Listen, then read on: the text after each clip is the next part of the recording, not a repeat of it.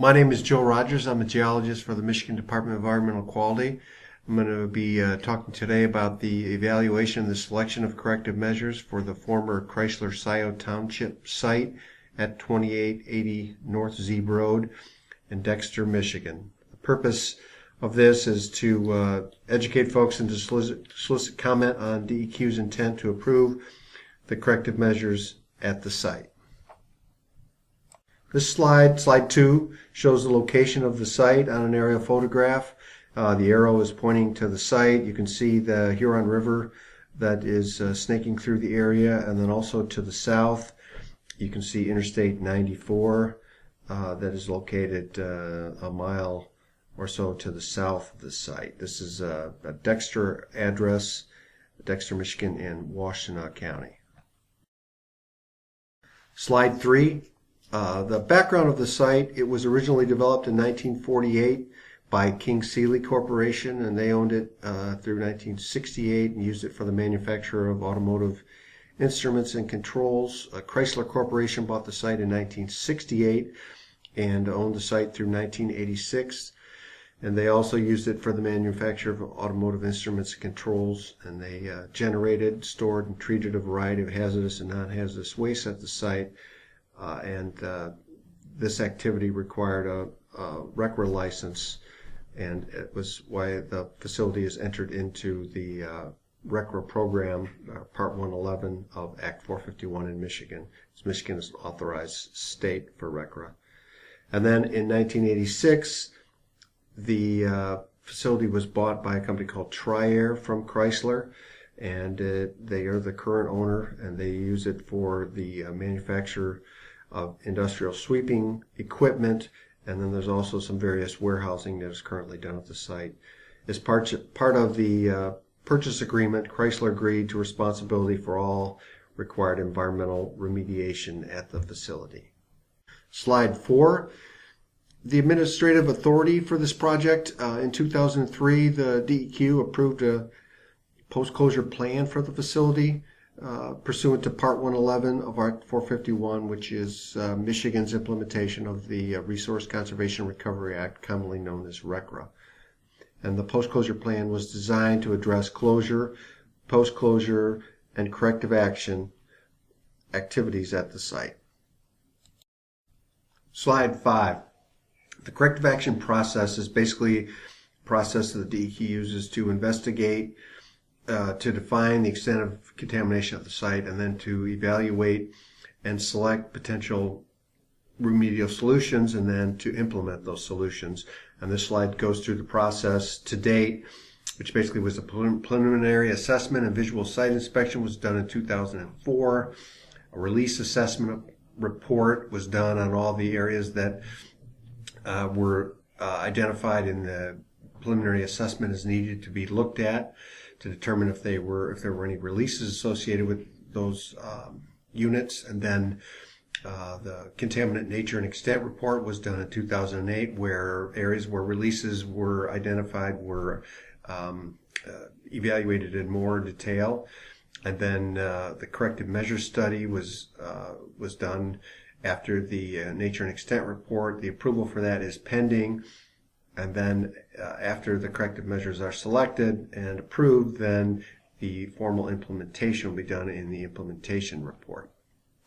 Slide 6. This slide shows the layout of the site and all of the units that were evaluated as part of the corrective action process. These are listed on there as either a WMU or an AOC. A WMU stands for a waste management unit, and an AOC stands for area of concern. So each one of these units were sampled and investigated as part of the corrective measures or corrective action process. Slide 7, geology. Just a little bit of background on the geology of the site. As you saw in previous slides, it is located directly adjacent to the Huron River, and basically the majority of the site is sand and gravel over bedrock. The depth of bedrock varies based on topography of the site, but anywhere from 50 to 100 feet below grade. And the uppermost bedrock is the Bedford Shale. Slide 8, hydrogeology. The groundwater flow at the site is to the east and towards the river with an upward vertical gradient, and the flow velocity horizontally is relatively fast, approximately 1 to 2 feet per day. Slide 9 is a figure that shows the groundwater flow contours and the shallow sediments at the site. As I mentioned, the previous site going towards the east, and this shows the contours and groundwater obviously flowing from higher elevation to low elevation. So going from west to east and discharging to the river. Slide 10 talks about interim remedial measures that have been done at the site. In 1982, the sludge percolation lagoon, which was part of Chrysler's wastewater treatment system, was excavated and closed, and a lot of contaminated soil removed, and some relatively low levels of contaminated soil was left in place. And then in 1989, the southern lagoon and force main were excavated. Again, some relatively low levels of contaminated soil were left in place. And then in 2002, 2003, a large excavation of a former, it's called the Eastern Debris Area, a land disposal area where over 13,000 tons of contaminated soil was excavated. And again, some residual contamination was left in place. And then a soil vapor extraction system was implemented in the excavated area from 2004 to 2008 that ended in removing over 400 pounds of VOCs, primarily trichloroethylene, or TCE was removed. Slide 11. This is another site layout showing the areas where interim remedial measures were implemented, showing those areas are outlined in red here on this slide, showing the Waste Management Unit number 1, the former Southern Lagoon, Waste Management Unit number 2, former Sludge Percolation Lagoons. Those were the two lagoons that were part of the wastewater treatment plant process at the former Chrysler facility, and those were closed in the 80s, and contaminated excavated soil removed. And then in 2002, 2003, the other areas shown there, the buried debris excavation area. That was a larger excavation that was done kind of on the eastern side of the building. Slide 12 summarizes the extent of contamination discovered in the soil at the site. Basically, at many of the waste management units and or AOCs, there was various volatile organic compounds, or VOCs, cyanide, and various metals that were above drinking water and groundwater venting to surface water interface protection criteria. And there was also limited areas where direct contact was exceeded for metals and benzoate-pyrene, and one area where PCBs were, actually one sample where PCBs were above the Toxic Substances Control Act, TSCA, cleanup standards. Slide 13 is again the site layout showing the areas where direct contact and TSCA exceedances occurred.